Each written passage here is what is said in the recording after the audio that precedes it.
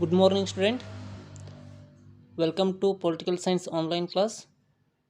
In the previous period, we was briefly studied about the discussed about the political science syllabus, and today we are going to start the first chapter, the political science, and the name of the chapter is Origin and Growth of Indian Political System.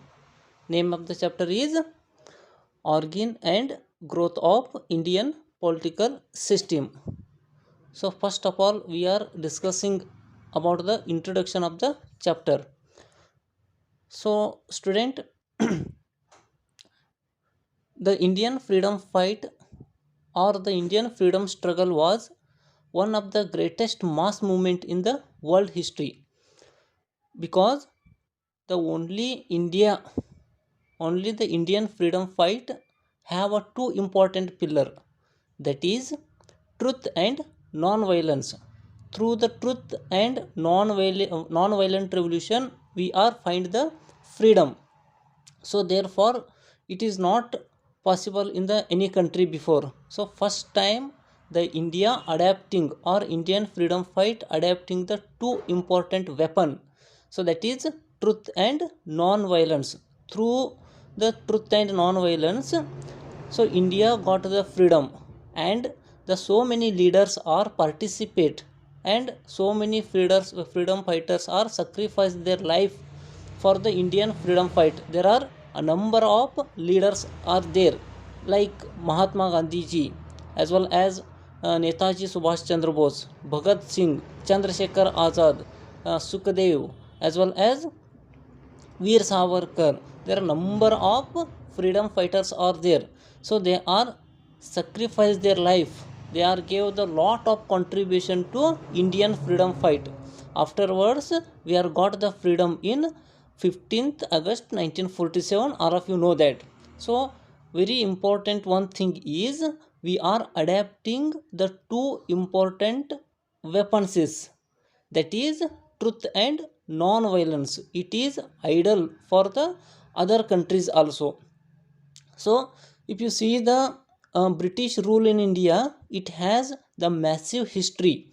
First of all of you know that the British East India Company was established in India at 1600. All of you know that. So only for the purpose of business, the British East India Company was established in India in 1600. Afterwards, up to 1757, they are conduct the business in India. But in the the East India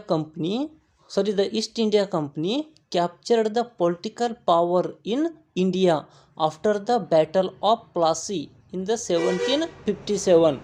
So after the Battle of Plassey, the massive or direct effect is the East India Company captured the political power. Afterwards, they are ruled in India up to 1855. It means 1757 to 1858. During that term, the East India Company was ruled in India. So around 100 year, the British East India Company ruled in India. After the first war of Indian independence, the power transferred to British Crown from the East India Company. It is another one development in India before the independence. So after the first war of Indian independence, the first war of Indian independence was happened in 1858. So in the whatever the happened in the 1858 first war of independence, direct effect of the war is the power transferred to British Crown from the East India Company. So here two important things are here. Number one is British Crown and East India Company. Dear student, it you know that British Crown is different, East India Company is different. East India Company mean it is private company recognized by British government and they are ruled in India. So that is called East India Company. It is private company recognized by British government, but the British crown mean it is England government. England government, and also the head of the government is Elizabeth Queen. Elizabeth Queen is nominal head of the British government. So therefore headed of the Elizabeth Queen, that British government is called as British crown. So British crown mean British government or England government headed by the Elizabeth Queen, that is called British crown. And East India Company mean it is a private company recognized by British government. So after the first war of Indian independence, direct effect is the power transferred to British crown from the East India Company. So afterwards mean 1858 to 1947, during that period the British government was ruled in India. So this is the another one development. When the British crown ruled in India, during that period there are reforms. A number of acts are there, like there are so many acts are reformed by British crown or British government. So prominently there are four important acts are there. Number one is 1909 act, second one is 1919 act, third one is 1935 the Government Act of India, and fourth one is the Indian Independence Act of 1947. So already I was told you that the British crown reformed the so many various acts in India during the time of 1858 to 1947. But in our syllabus prominently there are four important acts are there. Again I will told you, number one is 1909 act, second one is 1919 act, third one is 1935 act, and fourth one is 1947 act. Prominently we are discussing about the four important acts. So ವಿದ್ಯಾರ್ಥಿಗಳೇ, ಮೊದಲನೇ ಅಧ್ಯಾಯ ಯಾವುದಿದೆಯಪ್ಪ ಅಂತಂದ್ರೆ ಭಾರತದ ರಾಜಕೀಯ ವ್ಯವಸ್ಥೆಯ ಉಗಮ ಮತ್ತು ಬೆಳವಣಿಗೆ. ಮೊದಲನೇದಾಗಿ ನಾವೇನು ಮಾಡ್ತೀವಿ ಅಂತಂದ್ರೆ ಅದರದೊಂದಿಷ್ಟು ಪೀಠಿಕೆಯ ಬಗ್ಗೆ ನೋಡ್ತೀವಿ. ಸೊ ಅದರ ಪೀಠಿಕೆಯನ್ನು ನಾವು ನೋಡಿದ್ವು ಅಂತಂದ್ರೆ ಭಾರತ ಸ್ವಾತಂತ್ರ್ಯ ಹೋರಾಟ ಜಗತ್ತಿನ ಇತಿಹಾಸದೊಳಗೆ ಒಂದು ಅತ್ಯಂತ ಪ್ರಮುಖವಾಗಿರ್ತಕ್ಕಂಥ ಘಟ್ಟ. ಯಾಕಂತಂದ್ರೆ ಭಾರತ ಸ್ವತಂತ್ರವನ್ನು ಪಡೆದುಕೊಳ್ಬೇಕಾದ್ರೆ ನಾವು ಉಪಯೋಗಿಸಿದ ಎರಡು ಪ್ರಮುಖ ಅಸ್ತ್ರಗಳು ಯಾವಪ್ಪ ಅಂತಂದ್ರೆ ಮೊದಲನೇದಾಗಿ ಸತ್ಯ ಮತ್ತು ಅಹಿಂಸೆ, truth and non violence. So ಇದೊಂದು ಪ್ರಮುಖವಾಗಿರ್ತಕ್ಕಂಥ ಸಂಗತಿ. ಅದರ ಜೊತೆಗೆ ಅನೇಕ ರಾಷ್ಟ್ರೀಯ ನಾಯಕರು, ಅನೇಕ ಸ್ವಾತಂತ್ರ್ಯ ಹೋರಾಟಗಾರರು ತಮ್ಮ ಪ್ರಾಣವನ್ನು ಏನು ಮಾಡಿದಾರೆ ಅಂತಂದ್ರೆ ಭಾರತ ಸ್ವತಂತ್ರ ಹೋರಾಟಕ್ಕಾಗಿ ತ್ಯಾಗ ಮಾಡಿರೋದನ್ನು ನಾವು ನೋಡ್ತೀವಿ. ಆ ತ್ಯಾಗದ ಪ್ರತಿಫಲವೇ ಭಾರತದ ಸ್ವಾತಂತ್ರ್ಯ. ಸೊ ಅದಕ್ಕಿಂತ ಮುಂಚಿತವಾಗಿ ಒಂದು ಸ್ವಲ್ಪ ಈ ಬ್ರಿಟಿಷ್ ಆಳ್ವಿಕೆಯ ಹಿನ್ನೆಲೆಯನ್ನು ನಾವು ನೋಡಿದ್ವು ಅಂತಂದ್ರೆ ಏನೈತಂದ್ರೆ ಪ್ರಮುಖವಾಗಿ ಒಂದು 2-3 ಘಟ್ಟಗಳಲ್ಲಿ ಇರೋದನ್ನು ನಾವು ನೋಡ್ತೀವಿ, ಅಥವಾ 2-3 ಹಂತಗಳಲ್ಲಿ ಇರೋದನ್ನು ನಾವು ನೋಡ್ತೀವಿ. ಅದರೊಳಗೆ ಅತ್ಯಂತ ಪ್ರಮುಖವಾಗಿ ಏನಪ್ಪ ಅಂತಂದ್ರೆ 1600ರಲ್ಲಿ ಬ್ರಿಟಿಷ್ ಈಸ್ಟ್ ಇಂಡಿಯಾ ಕಂಪನಿ ಭಾರತದೊಳಗೆ ಸ್ಥಾಪನೆ ಆಯ್ತು ರೀ. ಆ ಸ್ಥಾಪನೆಯಾಗಿರ್ತಕ್ಕಂಥ ಸಂದರ್ಭದೊಳಗೆ ಅವರ ಮೂಲ ಉದ್ದೇಶ ಏನಪ್ಪ ಅಂತಂದ್ರೆ ಭಾರತದೊಳಗೆ ವ್ಯಾಪಾರವನ್ನು ಮಾಡುವುದು. ಆ ವ್ಯಾಪಾರಕ್ಕಾಗಿ ಈಸ್ಟ್ ಇಂಡಿಯಾ ಕಂಪನಿ ಏನಾಯಿತು ಅಂತಂದ್ರೆ ಭಾರತದೊಳಗೆ 1600ರೊಳಗೆ ಸ್ಥಾಪನೆ ಆಗಿದೆ. 1600ರಿಂದ 1757ರವರೆಗೆ ಅವ್ರು ಏನು ಮಾಡಿದರು ಅಂತಂದ್ರೆ ವ್ಯಾಪಾರವನ್ನು ಮಾಡಿದ್ದಾರೆ. 1757ರಲ್ಲಿ ನಡೆದಂತಹ ಪ್ಲಾಸಿ ಕದನದ ಪರಿಣಾಮವಾಗಿ ಈಸ್ಟ್ ಇಂಡಿಯಾ ಕಂಪನಿ ಭಾರತದೊಳಗೆ ಆಳ್ವಿಕೆಯನ್ನು ಪ್ರಾರಂಭ ಮಾಡಿದ್ರು. ಈಸ್ಟ್ ಇಂಡಿಯಾ ಕಂಪನಿ ಭಾರತದೊಳಗೆ ಏನು ಮಾಡಿತು ಅಂತಂದ್ರೆ ವ್ಯಾಪಾರವನ್ನು ಬಿಟ್ಟು ಅದರ ಜೊತೆಗೆ ಆಳ್ವಿಕೆಯನ್ನು ಪ್ರಾರಂಭ ಮಾಡಿತು. ಸುಮಾರು 1757ರಿಂದ 1858ರವರೆಗೆ ಈಸ್ಟ್ ಇಂಡಿಯಾ ಕಂಪ್ನಿ ಏನು ಮಾಡಿದಪ್ಪ ಅಂತಂದ್ರೆ ಭಾರತದೊಳಗೆ ಆಳ್ವಿಕೆಯನ್ನು ಮಾಡಿದೆ. 1858ರೊಳಗೆ ಇನ್ನೊಂದು ಪ್ರಮುಖ ಘಟ್ಟ ಬರ್ತಿದೆ. ಏನಂತಂದ್ರೆ ಭಾರತದೊಳಗೆ ಪ್ರಥಮ ಸ್ವಾತಂತ್ರ್ಯ ಸಂಗ್ರಾಮ ನಡೀತು. ಆ ಪ್ರಥಮ ಸ್ವಾತಂತ್ರ್ಯ ಸಂಗ್ರಾಮದ ಪರಿಣಾಮವಾಗಿ ಆಡಳಿತ ಈಸ್ಟ್ ಇಂಡಿಯಾ ಕಂಪನಿಯಿಂದ ಬ್ರಿಟಿಷ್ ಕ್ರೌನ್ಗೆ ಏನಾಯಿತು ಅಂತಂದ್ರೆ ವರ್ಗಾವಣೆ ಆಯಿತು. ಈಸ್ಟ್ ಇಂಡಿಯಾ ಕಂಪ್ನಿ ಬೇರೆ, ಬ್ರಿಟಿಷ್ ಕ್ರೌನ್ ಬೇರೆ. ಈಸ್ಟ್ ಇಂಡಿಯಾ ಕಂಪ್ನಿ ಅಂತಂದ್ರೆ ಬ್ರಿಟಿಷ್ ಸರ್ಕಾರದಿಂದ ಮಾನ್ಯತೆ ಪಡೆದಂಥ ಒಂದು ಖಾಸಗಿ ಸಂಸ್ಥೆ ಇರೋದು, ಅದು ಆಳ್ವಿಕೆ ಮಾಡ್ತಿತ್ತು. ಸೊ ಪ್ರಥಮ ಸ್ವಾತಂತ್ರ್ಯ ಸಂಗ್ರಾಮದ ಪರಿಣಾಮವಾಗಿ ಆ ಈಸ್ಟ್ ಇಂಡಿಯಾ ಕಂಪನಿಯ ಆಡಳಿತ ಯಾರಿಗೆ ಹಸ್ತಾಂತರ ಆಯಿತು ಅಂತಂದ್ರೆ ಬ್ರಿಟಿಷ್ ಕ್ರೌನ್. ಬ್ರಿಟಿಷ್ ಕ್ರೌನ್ ಅಂತಂದ್ರೆ ಇಂಗ್ಲೆಂಡ್ ಸರ್ಕಾರಕ್ಕೆ ಬ್ರಿಟಿಷ್ ಕ್ರೌನ್ ಅಂತೇಳಿ ಕರೀತಾರೆ.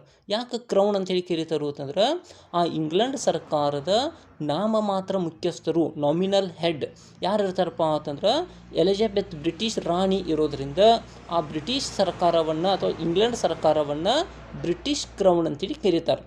1858ರಿಂದ 1947 ಸ್ವಾತಂತ್ರ್ಯ ಸಿಗುವವರೆಗೆ ಸುಮಾರು ಒಂದು 100 ವರ್ಷಗಳ ಕಾಲ, ಹೆಚ್ಚು ಕಡಿಮೆ 90 ವರ್ಷಗಳು ಆತವ್ರಿ. 91 ವರ್ಷಗಳ ಕಾಲ ಆ ಬ್ರಿಟಿಷ್ ಕ್ರೌನ್ ಅಥವಾ ಇಂಗ್ಲೆಂಡ್ ಸರ್ಕಾರ ಭಾರತದೊಳಗೆ ಆಳ್ವಿಕೆಯನ್ನು ನಡೆಸಿತಿ. ಆ ಒಂದು 100 ವರ್ಷಗಳ ಆಳ್ವಿಕೆಯ ಸಂದರ್ಭದೊಳಗೆ ಆ ಬ್ರಿಟಿಷ್ ಕ್ರೌನ್ ಅಥವಾ ಇಂಗ್ಲೆಂಡ್ ಸರ್ಕಾರ ಅನೇಕ ಪ್ರಕಾರದ ಕಾಯ್ದೆಗಳನ್ನು ಜಾರಿಗೆ ತಂದಿದೆ. ಪ್ರಮುಖವಾಗಿ 4 ಕಾಯ್ದೆಗಳಿರೋದನ್ನು ನಾವು ನೋಡ್ತೀವಿ. ಒಂದನೇದಾಗಿ 1909 ಕಾಯ್ದೆ, ಎರಡನೇದಾಗಿ 1919 ಕಾಯ್ದೆ, ಮೂರನೇದಾಗಿ 1935 ಕಾಯ್ದೆ, ನಾಲ್ಕನೇದಾಗಿ 1947 ಕಾಯ್ದೆ. ಅದನ್ನು ಒಂದೊಂದಾಗಿ ನಾವು ಏನು ಮಾಡ್ತೀವಿ ಅಂತಂದ್ರೆ ಅಧ್ಯಯನ ಮಾಡ್ತೀವಿ. So the British crown reforms some very important various acts. Like there are 4 important acts are there.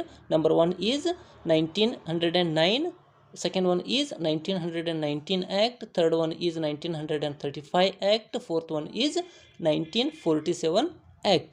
So the first one is 1909 Council Act of India.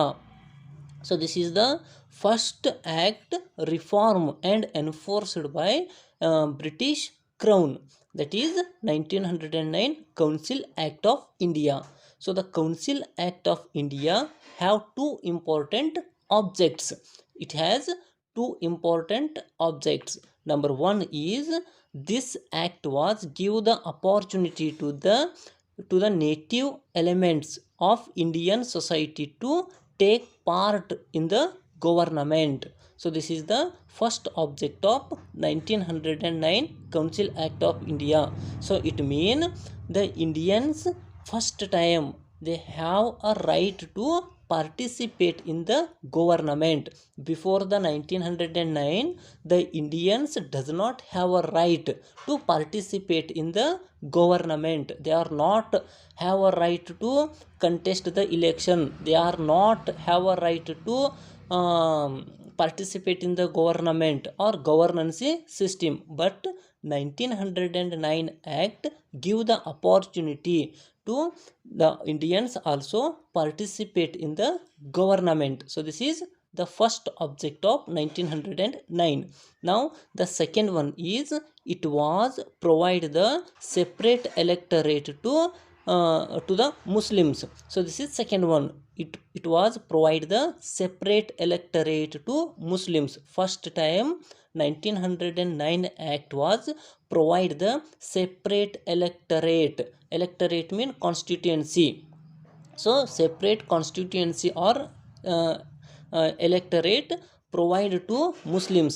But so many Indian freedom fighters, so many Indian leaders like Mahatma Gandhi ji and so many other freedom fighters are opposed this system, opposed the separate electorate to the Muslims, because it is not good or it is absolutely against to the unity and integrity of the nation. So therefore so many Indian freedom fighters and leaders are opposed the separate electorate to the Muslims. But the England government is provide the separate electorate to the Muslims. So first one is 1909 Council Act of India. It has only 2 objects. Again I will repeat you. The first one is the England government have provided the opportunity to the Indians also participate in the government. First one. Second one is this act is provide the separate electorate or constituency to the Muslims. So these are 2 important objects of 1909 Council Act of India. So this is first one. ಅಂದರೆ 1909 council act. ಈ ಕಾಯ್ದೆ ಏನು ಮಾಡ್ತಪ್ಪ ಅಂತಂದ್ರೆ ಎರಡು ಪ್ರಮುಖವಾಗಿರ್ತಕ್ಕಂಥ ಉದ್ದೇಶಗಳನ್ನು ಹೊಂದಿದೆ. ಒಂದನೇ ಉದ್ದೇಶ ಏನೈತಿ ಅಂತಂದ್ರೆ ಆಡಳಿತದೊಳಗೆ ಭಾರತೀಯರು ಭಾಗವಹಿಸೋಕೆ ಅವಕಾಶವನ್ನು ನೀಡುವುದು. ಇದಕ್ಕಿಂತ ಮೊದಲ ಆಡಳಿತದೊಳಗೆ ಭಾರತೀಯರಿಗೆ ಭಾಗವಹಿಸೋಕೆ ಅವಕಾಶ ಇರಲಿಲ್ಲ. ಆದರೆ 1909 ಕಾಯ್ದೆ ಆಡಳಿತದೊಳಗೆ ಭಾಗವಹಿಸೋಕೆ ಅವಕಾಶವನ್ನು ಮಾಡಿಕೊಡ್ತು. ಎರಡನೇದಾಗಿ ಏನಂತಂದ್ರೆ it was provide the separate electorate to the Muslims. ಏನು ಮಾಡಿತು ಅಂತಂದ್ರೆ ಮುಸ್ಲಿಮರಿಗೆ ಪ್ರತ್ಯೇಕ ಮತದಾರರ ಕ್ಷೇತ್ರವನ್ನು ನೀಡಿದೆ. ಸೊ ಇದು ಆ್ಯಕ್ಚುಲಿ ಭಾರತದ ಏಕತೆ ಮತ್ತು ಸಮಗ್ರತೆಗೆ ವಿರುದ್ಧವಾಗಿದ್ದರೂ ಕೂಡ ಬ್ರಿಟಿಷ್ ಗವರ್ನಮೆಂಟ್ ಇಂಥ ಒಂದು ನಿರ್ಣಯವನ್ನು 1909 ಕಾಯ್ದೆ ಒಳಗೆ ತೆಗೆದುಕೊಂಡಿದೆ. So these are two important objects of 1909 Council Act of India. Now the next one is, or the second act is 1919 Montego-Chelmsford Act. 1909 Montego-Chelmsford Act. Montego and Chelmsford, these are two British officers. They are formed the 1909 Act. So therefore, or they are prepared the 1919 Act. So therefore, this act is recognized as or called as Montego-Chelmsford Act. Montego and Chelmsford, these are the British officers. They are prepared the 1919 Act.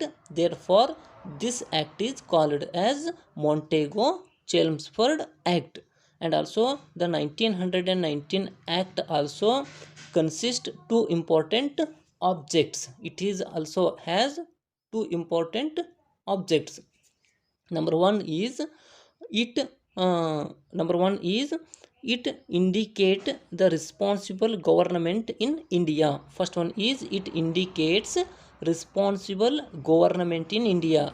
Indicate responsible government. Responsible government mean maximum the Indians are participate in the government. The maximum, the number of maximum leaders or Indians participate in the government. So that government is called as responsible government. So therefore the first object is it is indicates the responsible government in India. So this is the first objects of Montego-Chelmsford. Second one is it was introduced the diarchy in the British provinces. So this is second one. So according to the 1919 Chelmsford Act, so first time the diarchy was introduced in the British provinces.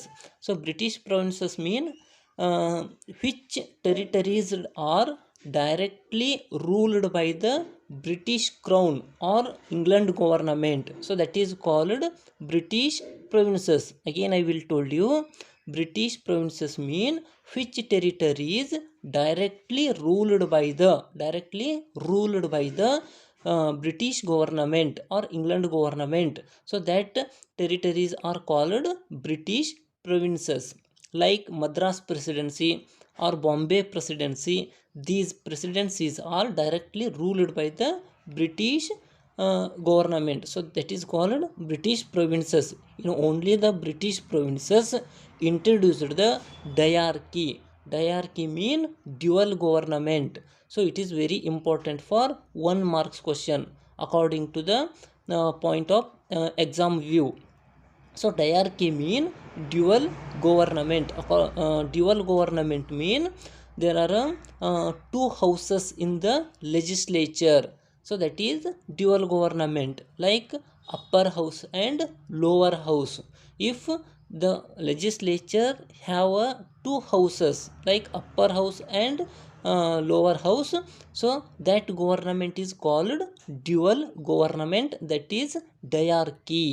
So the 1919 Montego-Chelmsford Act is first time introduced the diarchy in dual government. Dual government mean the legislature have two houses, one is upper house, second one is lower house. So that is called diarchy. So this diarchy system was first time introduced in the British provinces. So these are two important objects of 1919 Montagu Chelmsford act. ಅಂದರೆ 1919 Montagu ಚೆಲ್ಮ್ಸ್ಫರ್ಡ್ ಕಾಯ್ದೆ ಎರಡು ಪ್ರಮುಖವಾಗಿರ್ತಕ್ಕಂಥ ಉದ್ದೇಶಗಳನ್ನು ಹೊಂದಿದೆ.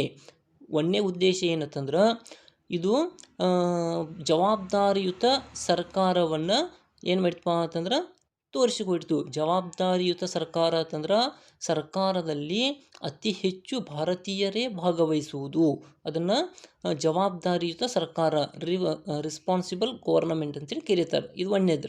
ಎರಡನೇದು ಏನಂತಂದ್ರೆ so ಮೊದಲ ಬಾರಿಗೆ ಡಯಾರ್ಕಿಯನ್ನು British ಪ್ರಾಂತ್ಯಗಳಲ್ಲಿ, ಬ್ರಿಟಿಷ್ ಪ್ರೊವಿನ್ಸಸ್, ಬ್ರಿಟಿಷ್ ಪ್ರಾಂತ್ಯಗಳಲ್ಲಿ ಮೊದಲನೇ ಬಾರಿಗೆ ಇಂಟ್ರೊಡ್ಯೂಸ್ ಮಾಡಲಾಯಿತು ಅಥವಾ ಪರಿಚಯಿಸಲಾಯಿತು. ಡಯಾರ್ಕಿ ಅಂತಂದ್ರೆ ಡ್ಯುವಲ್ ಗವರ್ನಮೆಂಟ್, ಸರ್ಕಾರಿ ಪದ್ಧತಿ ಅಂತೇಳಿ ಕರಿತೀವ್ರಿ ನಾವು. ಸರ್ಕಾರಿ ಪದ್ಧತಿ ಅಂದ್ರೆ ಶಾಸಕಾಂಗದಲ್ಲಿ ಕೆಳಮನೆ ಮತ್ತು ಮೇಲ್ಮನೆ ಅಥವಾ ಕೆಳಸದನ ಅಥವಾ ಮೇಲ್ಸದನ ಅಂತಕ್ಕಂಥ ಎರಡು ಸದನಗಳಿದ್ದು ಅಂತಂದ್ರೆ ಅದನ್ನು ನಾವು ಡ್ಯುವಲ್ ಗವರ್ನಮೆಂಟ್ ಅಂತೇಳಿ ಕರಿತೀವಿ.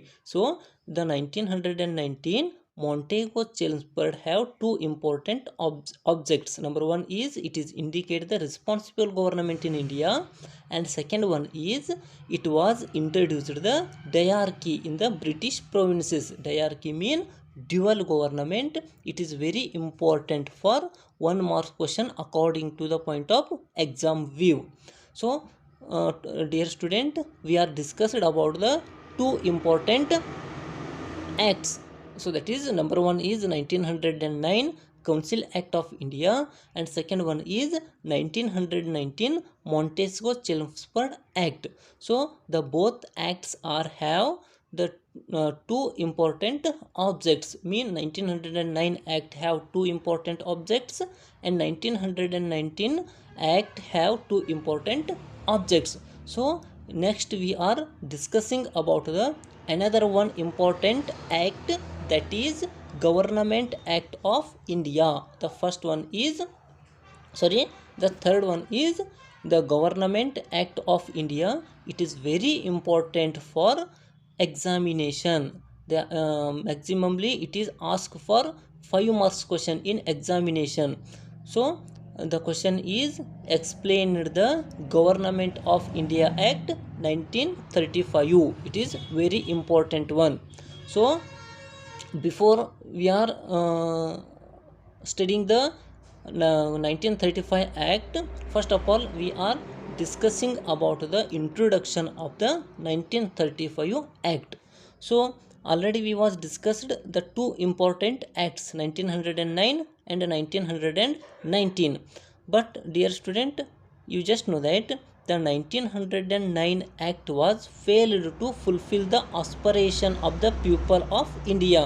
So whatever the people want, whatever the Indian freedom fighter want, so that aspirations, that needs are not fulfilled by the 1909 Act and 1919 Act. Whatever the Indians are expect, whatever the freedom fighters are expect from the 1909 Act and 1919 Act, it is not possible. The aspirations were not fulfilled by the both acts. So therefore the Congress under the leadership of Mahatma Gandhi started the non-cooperation movement in 1921. All of you know that because it is one of the famous movement conducted by or headed by the Mahatma Gandhi ji. So whatever the two acts like 1909 and 1919 acts not it was failed to fulfill the aspirations of the Indians. So finally the Mahatma Gandhi ji was started another one movement against the British government, and the name of the movement is non-cooperation movement. It was started in 1921 and it is most popular and most important movement headed by the Mahatma Gandhi ji. So afterwards, after the effect of non-cooperation movement, the British government appointed the Simon Commission in 1927. So whatever the effect of non-cooperation movement. According to that, the British government appointed the Simon Commission in 1927. So the Sir John Simon was chairman of the Simon Commission. So therefore this commission is called as Simon Commission. Understood? So the Sir John Simon was chairman of the commission. So therefore that commission is called as Simon Commission. So the British government was appointed the Simon Commission in 1927. As well as this commission is announced in the 1929 that Dominion status. So the Simon Commission was announced the Dominion status to Indians in 1929. So Dominion status mean the maximum Indians participate in the government, or the England government gave the much more opportunity to Indians also participate in the government or governance system. So that is called Dominion status. So the Simon Commission was announced the Dominion status to Indians in 1929, but it is not enforced by the British government. So they are only the commission was announced the Dominion status, but it is not approved by the British government. So therefore afterwards the British government held 3 round table conference in England. So it is one of the famous conference held by the British government. So the British government held 3 round table conference in England. So in 1930, 1931 and 1932. So during that 3 year, the British government held the 3 round table conference at England. So whatever the effect of Simon Commission, whatever the effect of 3 round tables conference, the finally British government was formed the one important act, that is 1935 Act or Indian Act or Indian Government Act 1935, and the 1935 Act have so many details, so many features. So ಏನಾಗೈತೆ ಅಂದ್ರೆ 1909 ಕಾಯ್ದೆ ಮತ್ತು 1919 ಕಾಯ್ದೆ ಜನರ ಆಶೋತ್ತರಗಳನ್ನು ಅಥವಾ ಆಸೆಗಳನ್ನು ಪೂರೈಸಲಿಲ್ಲ. ಹೀಗಾಗಿ 1921 ಮಹಾತ್ಮ ಗಾಂಧೀಜಿಯವರು ನಾನ್ ಕೋಪರೇಷನ್ ಮೂವ್ಮೆಂಟ್, ಅಸಹಕಾರ ಚಳುವಳಿಯನ್ನು ಪ್ರಾರಂಭ ಮಾಡಿದರು.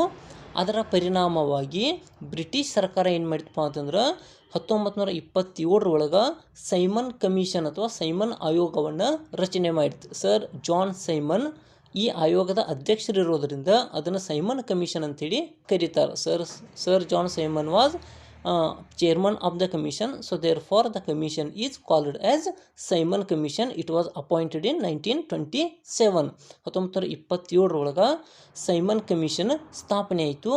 1929 ಸೈಮನ್ ಕಮಿಷನ್ ಒಂದು ಪ್ರಮುಖವಾಗಿರ್ತಕ್ಕಂಥ ಘೋಷಣೆಯನ್ನು ಕೊಡ್ತು. ಅದೇನಪ್ಪ ಅಂತಂದ್ರೆ ಡೊಮಿನಿಯನ್ ಸ್ಥಾನಮಾನ ಅಥವಾ ಡೊಮಿನಿಯನ್ ಸ್ಟೇಟಸ್ ಅಂತೇಳಿ ಕರಿತೇವ್ರಿ ನಾವು.